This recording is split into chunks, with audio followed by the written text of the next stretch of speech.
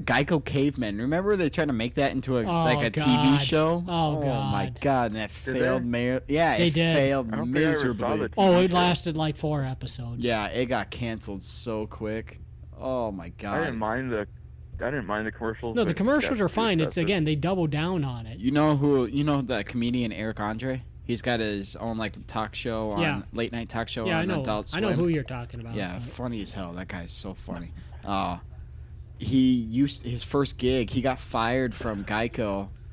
He used to be like a caveman, so he'd go out to events dressed up as a Geico caveman and just be a Geico caveman. And then when it came up to he said he never heard any like complaints about his work or anything. But then when it came to re-upping his contract, they were just talking mad shit about him. Like, we had complaints from these people, so he said, fuck this. Like, he was like, Geico is like a very toxic place to work at. Well, it's government, isn't it? Yeah, I think so. The G stands for government, I thought. So, so that's where Erik Andre first performing. Sorry, before I dropped us down this rabbit hole, what were we talking about? I don't fucking remember. Oh, your dead body in a... Oh, my dead body with KY jelly. Oh. Yeah. Okay. Yeah, which went to lubricant people's sports rioting. Cavemen. Yeah. Yep, okay. Here, a little look behind the curtain here, a little peek behind the curtain. As you two know, I work... why are you naked, James? Ew. Gross. What is that? Is that supposed to be a penis? Mommy, stop looking at it. Sorry, that got a little incestual. We're going to isolate that audio. So a little peek behind the curtain here. Brian and Erik both know that I did a whole bunch of charters for the Super Bowl in 2018 was in 2017 season, so it would have been 2018. 2018 when Justin Timberlake did the 2018 was the halftime year. show. The one that was here, everybody. The one that was here. The Eagles and the Patriots. Yeah. I was on the Patriots. The Patriots own, well, I should say Robert Kraft owns 2 Boeing 767s that have VIP seatings. Oh my God, that plane was gorgeous inside. Just fucking gorgeous, both of them. So I did like the friends. Side comment. What? If the Patriots win 2 more Super Bowls, are we gonna start calling them the Patriots? Shut the fuck up. Shut the fuck up. Hang up the phone. Are you near the lake? Yeah. Do you want to go Jump in. Yeah, I'll do that. jump in. Somebody throw that some bitch a White with a Claw. There's toaster? your flotation device. Jump in with a car battery attached to your nipples. Like, seriously. No. That's All exciting. of a sudden, we pulled Eric's corpse out with a boner. Find a 300-foot long extension cord and a toaster and jump in. They don't make extension cords. Not as anymore. much excitement. Like car battery sounds better. You know what? How about we not suggest ways for Erik to go kill himself? I know. So I did the fans and family charter for the Patriots and the Philadelphia Eagles. It was like minus 15 degrees outside without the wind chill. Oh yeah. And again, early February here in Minnesota. That's what you get. The Philadelphia Eagles flew in the family first on 2 separate Miami Air 737-800s. Miami Air. Was this a week before the game actually, or This was about 5 days. Oh, no, yeah. 3 days before the game. No. The friends and family came in 24 hours before the game. That makes more sense. Yeah. The team was in here for a week. Yeah. I've got a story about the Super Bowl being here too, but you go. So the Philadelphia Eagles paid for a marching band and flag twirlers to greet everybody coming off of the airplane.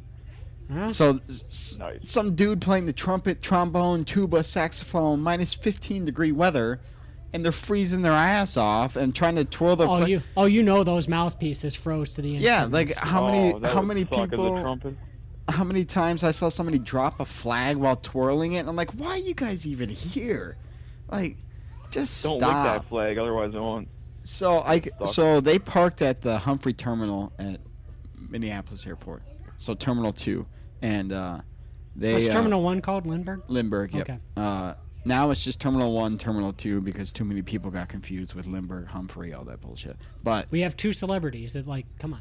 yeah. So, well, if we get a Terminal 3, we'll call it the Prince Terminal. But they, so...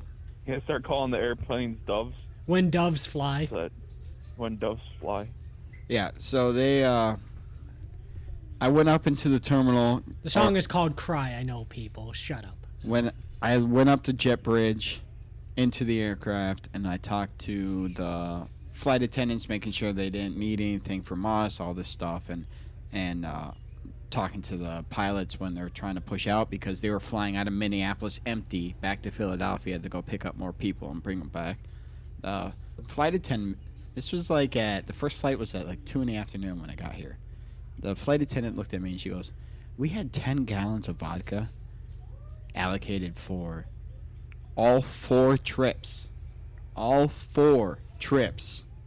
Okay? That's a lot of vodka. Holy shit. Well, She showed here, me- I'll get my phone up here because, you know, like, let's just go, like, you know, like liter bottles that they get sold in. I'll look up the... No, she showed me the empty, like, water gallon, like, milk jug looking things that had like a scotch tape or like painter's tape on them saying vodka written on them. All 10 of them empty from one flight. A 2.5-hour flight from Philadelphia to Minneapolis. They drank 10 fucking gallons of vodka. 182 people on that plane. Fucking Philadelphia, chill the fuck out. I went into the terminal where the actual gate is, where you sit there waiting to board the flight and Okay, everything. I want you to point this out here. 10 imperial gallons, kind of standard measurement, would be the equivalent of 45 and a half bottles of 1 liter vodka. So, like, think of the Grey Duck vodka we got. Holy shit. 45 and a half bottles. Yeah. So I saw with my own eyes these empty vodka containers. I went up into the terminal. Every Philadelphia Eagles fan.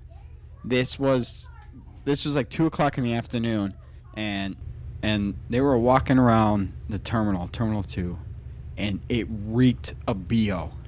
It fucking reeked. Well, were they acting drunk or? Yeah, well, they were acting like Philadelphia fans. Okay, first of all, you can't tell the difference sober or drunk. Well, they were doing the "Fly Eagles Fly" chant and the EAGLES. Okay, I've ran into Eagles fans before here, and they just do that sober. So. But the whole terminal reeked of BO because they were all wearing their jerseys that they haven't washed in probably weeks. You don't wash a jersey after wins. It was disgusting, dude. It was nasty. Philadelphia, clean up your fucking act. Okay, y'all Eric, are gross. Eric, you know this. There's a reason why it's called Philadelphia. But Eric, you know this. You don't wash the jerseys after wins. No, but you you wash also them don't after smell like losers. shit. You wash yourself before you wear them. Now, so. granted, Or other people call them losses. Now, granted, Oh, I will say if you were this. in Philadelphia, it'd be called wear wash. like again. You seen me You with wash yourself. Yeah, you've seen me with like the Aaron Rodgers jersey and stuff like that, which may become irrelevant eventually. Are but you we'll gonna get get to a Broncos that. one? Yeah, maybe. Who knows? No, not at all. But I do wear a shirt under it, therefore it doesn't get as much of the BO, and it stays somewhat clean. Yeah, it So- was. Yeah. It was disgusting, and that whole like Super Bowl thing. I will be glad if it never comes back to Minneapolis, St. Paul area. Because Well, you probably got about like 20 some years from that. Well, they'll have to build a new stadium for it to come back. Well, no, they do but- cycle it through here, and it'll go to New Orleans like 3 more times here before it comes to us. But it was. No, I don't think they would have to get a new stadium because our infrastructure and our Right. availability for rooms. No, but again, they want to. Pretty. It fucking was about noon, Super Bowl day. So the game was like what 7:30 kickoff. Oh, maybe more like 6. So noon of the day of Super Bowl, I was there. Did all the inbounds for the friends and families, like the Patriots. They had different colored tags and team colors for which hotel each person was staying at and all that stuff. And then I went home for the first half of the Super Bowl. Then at halftime, just before halftime, I left. Were you still living in Egan at this No, time? I was living in St. Paul. Okay. And Yeah. So it wasn't too bad of a drive. yeah, I was over in Highland Park area, St. Paul, so it was like 10 minutes to get there from the airport, or to the airport. And I sat there for the second half of the Super Bowl, and then, so that was probably about 9 o'clock, 9:30 at night until about 7:30 at night, the Monday after the Super Bowl. I was at the airport loading fucking charter flights. There was this guy, this prince from Saudi Arabia that came in with his own massive A330, gold-plated and everything on the inside. He had armed guards sitting outside of the airplane. Must be that oil oil money right there. Yeah. He was there. There were so many like business like jets, like the Citation X's, your Learjet 45s, your Gulfstreams, whatever. Well, I'm sure Signature there had a fun time. They were completely full. We had so many business jets there. We were parking them on a runway. Like wingtip to wingtip, parked on a runway because there was so many, and a lot of like Flying Cloud Airport over in Eden Prairie, they were overrun. Downtown St. Paul Airport, they were overrun. Anoka or Crystal Airport, North Metro, they were full. Like, I believe it was so fucking much, and I think NBC had the Super Bowl that year. Yep. And there was a whole charter flight just for NBC media and equipment. It was just fucking way too much. But to go off this here too, I kind of have similar. I don't know if you guys actually went down for like any of like the Super Bowl live stuff, like some of the pomp and circumstance. Absolutely not. I stayed away from any of that. My mom wanted to go because again, probably the last time in her life that Super Bowl's in like an area she's in. So I agreed to take her there. We went Sunday morning. The week before the Super Bowl. Sunday morning, we were able to park at like the hospital she works at. You know, she's got the pass and everything. And we took the bus down. I got there. There were no traffic lights around that area. There were Humvees. Green light was when the Humvee drove onto the sidewalk. Red light was when it drove onto the street. So well, it's kind of hard to put a Toyota Highlander. Oh no, but no, that was the thing. You're getting like the National Guard out there and everything. So I'm like, wow, big deal. And then a couple of days later, my dad needed a stereo brought to like his work because they were doing something. I didn't ask questions, so I'm like, yeah, I've got one. I'll bring it to you. So I'm driving down Cedar and I'm crossing over the bridge, right there, right before the Mall of America, and cross over the bridge, and I'm going like, pretty good pace here going on. And out of like the tree line, kind of right on the other side of the bridge, Apache helicopter just comes right over top and is about probably 150, it felt like about 100 yards above the road right there. Like I could see that the guy out the side didn't shave that morning. Jesus. And I'm kind of like, I'm going to back this back down to 65. Well, yeah, I'm going like, man, they're really speed trapping here, aren't they? But no, they were doing that. Again, it's just like what they were doing here because, well, the teams were staying in the hotels by the mall. Yeah. But again, well, the Patriots had 4 different hotels. Well, again, but this was just like, again, it was just, this is what it's like to have a Super Bowl, I guess. And I'm with you here. We had one. I do not need another. Yeah, it was, well, the Black Hawk helicopters are based out of downtown St. Paul Airport. There's a Army National Guard air wing out there. But no, it just came right over top of the trees. And I'm like, what the? Well, I remember... I'm glad there was no, like, traffic in front of me because I probably would have, like, almost damn near hit somebody. I remember the news talking about how everybody came out, or all the national, like, federal agencies came out for security.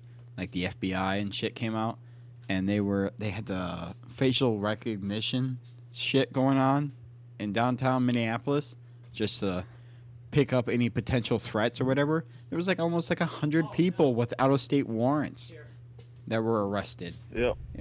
Yeah, I do know this too. I heard stories here like at the Super Bowl live event that there was just this guy like walking around. All of a sudden he gets picked up because he had like a warrant in like the state of Ohio. Yeah, like all these out-of-state warrant, like just with the facial recognition software they were running all throughout, like traffic cameras and security cameras throughout downtown Minneapolis. It was fucking nuts. And like you were just saying, they need to bring that back. The human trafficking aspect of the Super Bowl. Like it was.